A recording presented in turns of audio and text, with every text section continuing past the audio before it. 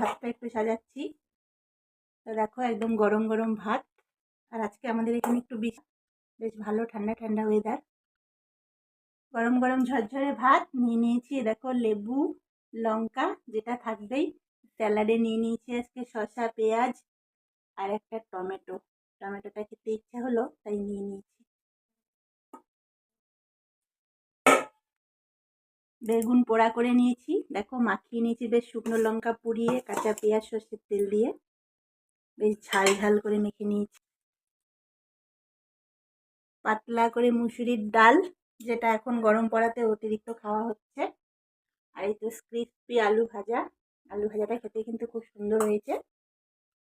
আর করে নিয়েছি একদম হালকা পাতলা চিকেন কষা, বলবো না, একটু ঝোলই করেছি। তো একদম হালকা কম মশলা দিয়ে, যেহেতু প্রচুর গরম পড়েছে তাই একটু হালকা পাতলাই করেছি। তো এটাই আমার রবিবারের একদম সিম্পল